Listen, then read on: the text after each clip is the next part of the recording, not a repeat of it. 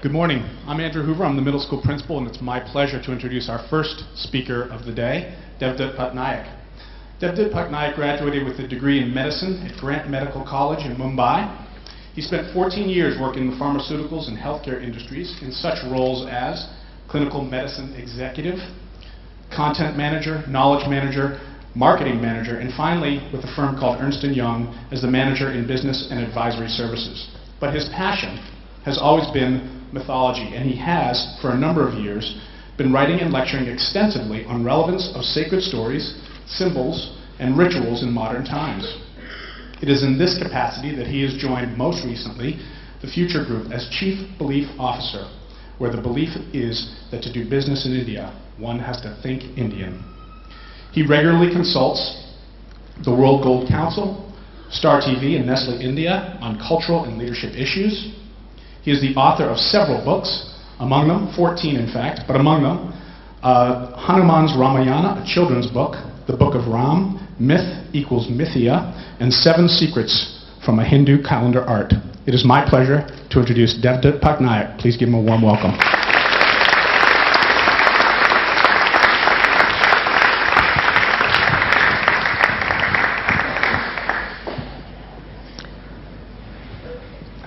Good morning. If you see the slide, there are 3 strange words here: mythology, identity, belief. And the best way to understand this is to hear a story. So this is a story. Once upon a time there was an eagle, and the eagle was chasing a dove. And the dove came to a man and asked the man, "Save me." And the man said, "I will save you, I'll protect you. Come by my side." Then the eagle said, "If you save this dove, what will I eat?" The man said, "Eat another dove." And the man said, "Eat another dove." And the eagle said, "Why should another dove die to save this dove?" So the man said, "Okay, eat a rat." And then the eagle said, "Why should a rat die to save this dove?" And the eagle concluded that the man was extremely cruel. But the dove said that the man was extremely kind. Look at these words, cruel and kind, both being attributed to a man. But if you ask nature, these words don't exist in nature. In nature, there's nothing like cruel and kind. These are human words. You see, in nature, there is only one truth. Every morning, when the sun rises, the gazelle has to run fast if it has to stay alive. And the leopard has to run faster if it does not want to stay hungry. Who is kind? Who is cruel? Is the prey kind or cruel? Is the predator kind or cruel? Where do these words come from? Kind and cruel, good and bad, right and wrong. Not from nature. In nature, everything is equal. Nature does not distinguish one animal from another. Everybody has been given strength, everybody has been given cunning to survive. And if you are strong enough, if you are cunning enough, you will survive. And if you don't, you will die. And in dying, you will help someone else survive. This is the law of the jungle. In ancient India, 2000 years ago, in a book called the Mahabharata, this was called the law of the fishes, or Matsya Nyaya, a law of the fishes. It is the law of the sea. Big fish are allowed to eat the small fish, and that does not make them cruel or kind. This is how the world is until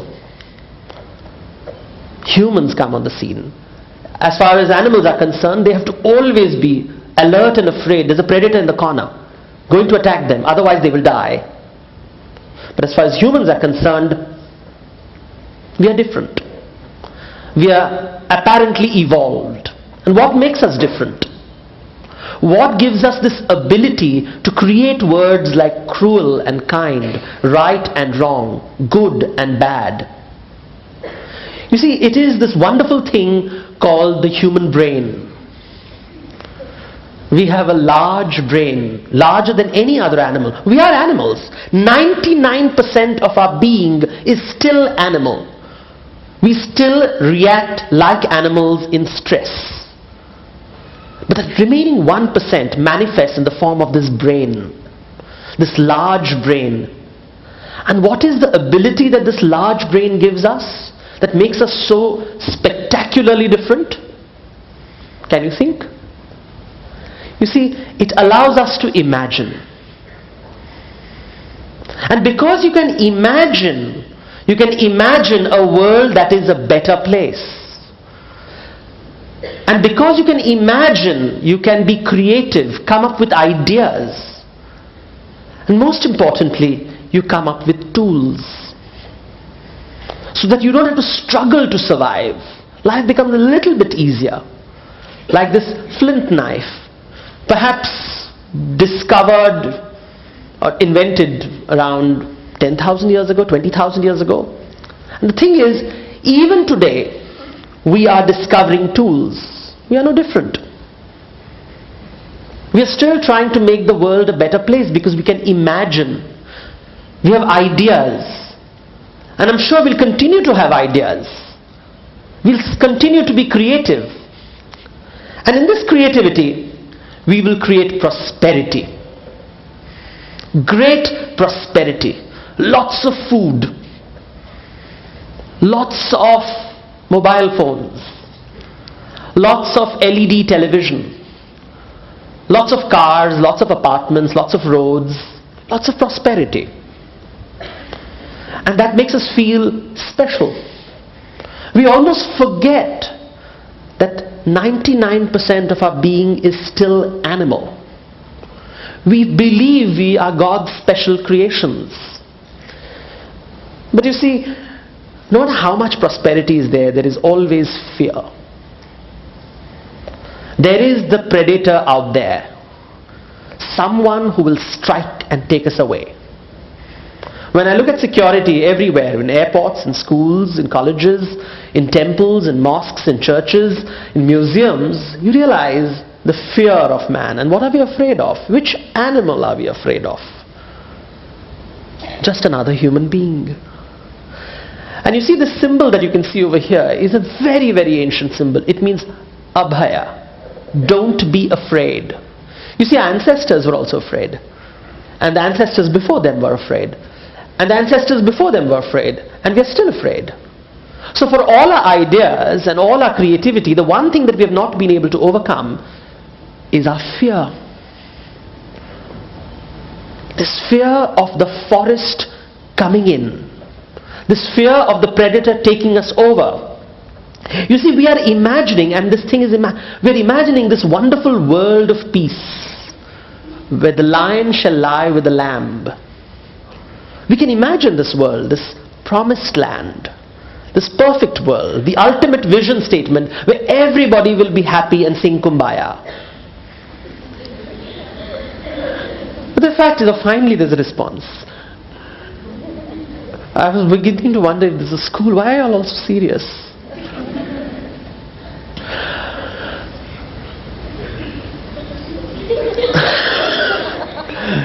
So there you have the lion with the lamb, and we think that this is the way the world should be. And that creates stress because we're not able to achieve it. And so we create something magical, something spectacular called culture. What is culture? It is not nature. It is not a creation of the animal world. It is a man-made construct. It is artificial. Essentially, it is about walls. It is about keeping the wild out. Not just physically, but also mentally.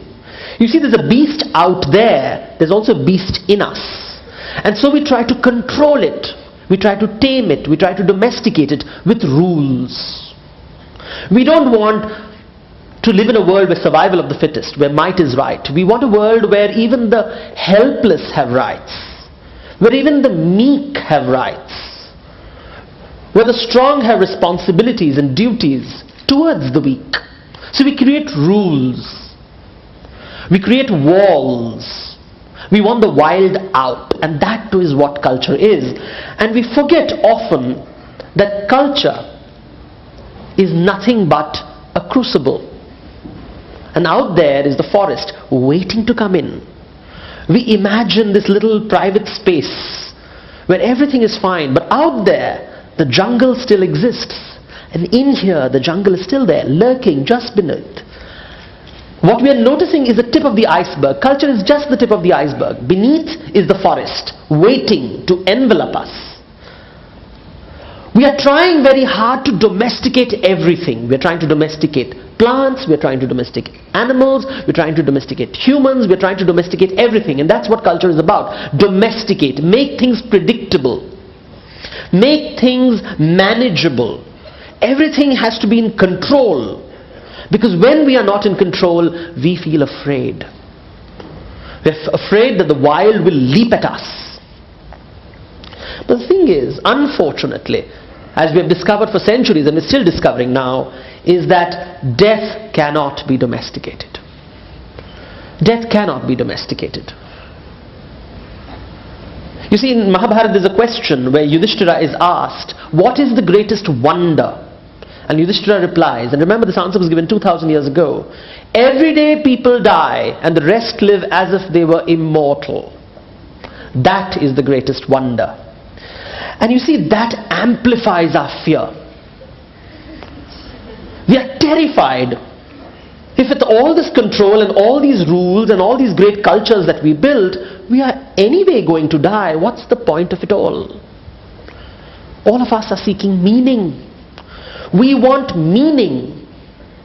And nature does not give you meaning. You can domesticate nature, but she will not give you meaning. So what do? And the human imagination kicks in once again. And we come up with stories. Great stories. Because you see, it is through stories that we get our meaning. We have stories of life, of how to live life, of being heroic, of being great and spectacular, of defeating demons and saving damsels and becoming these great heroes. And that's the story we are told constantly. Live life to be heroic. We have stories that are about death. What happens after death? Like the Egyptians had. Stories that after you die, you will go to a wonderful place. All you have to do is build a pyramid. And they'll spend vast fortunes building that pyramid. And today we look at the pyramids and think, strange people, waste of resources. We think we are logical and they are illogical. We feel we are smarter than them. You see, we know what happens after death. And then we realize we don't. We are as clueless as they were. And so we have stories too. Different stories, depending on which part of the world you come from. Some people will say there's only one life. And there's no such thing as afterlife. Some people will say, no, there is an afterlife. If you're a good boy here, you'll go to heaven. And if you're a bad boy, you'll go to hell. And they will always go to hell. And girls always go to heaven. And then of course, if you believe in reincarnation, you'll say, you know what, there's no such thing as heaven and hell. It goes on and on and on and on and on. That cat over there is your grandmother.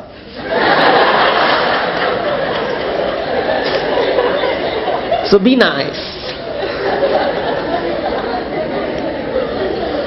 And then we have stories of legacy. You want to leave something behind. That's the purpose of life. So that you're remembered. And you do something spectacular. And so there's a pressure of doing something. I mean, imagine, this morning you have been given another pressure. You must come up with ideas.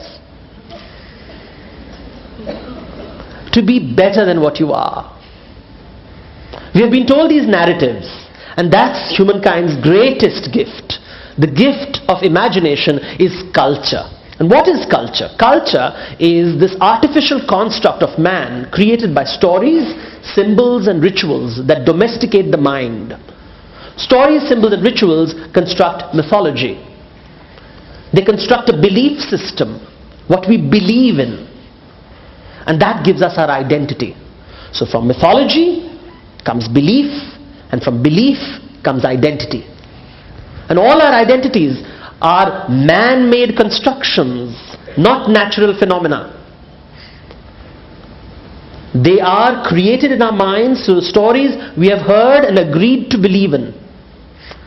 It's something that we don't like to accept. And the tragedy of this is different people of the world have different imaginations.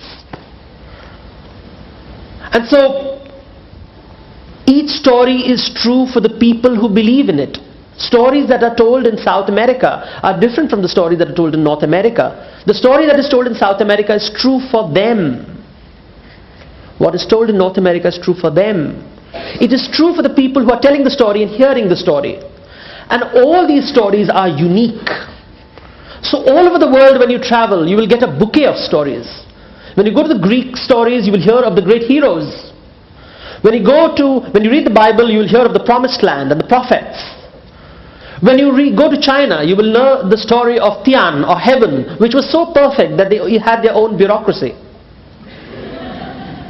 And then when you come to India, you have stories of gods who die and are reborn again and again and again. It never ends until you get the point of it all. Which is true? They're all narratives. The similarities of these narratives display our humanity. The differences are our identity. So when you look at a story, look at the similarities and say, oh, this is what makes us human. And then you look at the differences, oh, this is what gives an identity to a people. This is why the Chinese are Chinese, the Indians are Indians, the Russians are Russians, the Japanese are Japanese. The tragedy is we have been told there is one truth. Either it's a religious truth or a rational truth. If it's rational, it is real. And it is true, true, true. And everything else is absurd. And so when you travel to another land, as the East India Company discovered when they came to India, they found these strange people with strange stories and strange symbols and strange rituals. And they said, rubbish. These are maniacs, and it's a white man's burden to domesticate them, to civilize them. Because we did not appreciate the other person's story. You see, and this is the clash of civilizations. This is the clash of civilizations. You see, everybody believes that my truth is not an imagination. We are like these dragons protecting our gold, because my imagination is the truth and yours is myth. And suddenly, without realizing it, imagination becomes territory. The animal comes back in a sophisticated form, because my imagination becomes my territory and your imagination becomes your territory. And what happens when two alpha males meet? They fight. Because my identity is better than your identity, my territory is better than your territory, my imagination is better than your imagination, my culture is superior to your culture. And that's where fight happens, that's where hostility happens. Human territories are sophisticated. We have intellectual territories, we have emotional territories, we have material territories. And we feel good in triumph. When we defeat someone in an argument across the coffee table, we feel great, we feel powerful.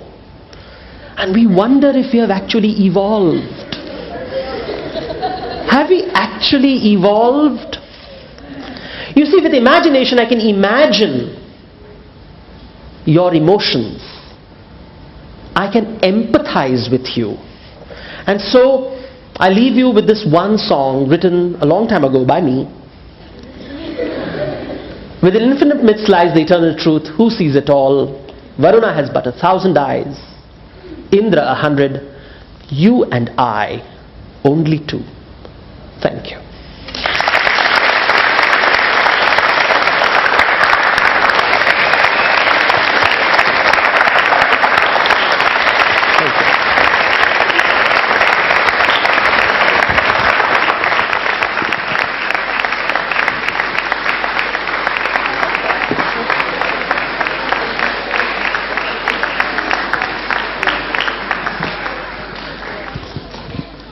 Devdutt, thank you for a thought-provoking conversation starter as well as the humorous slide.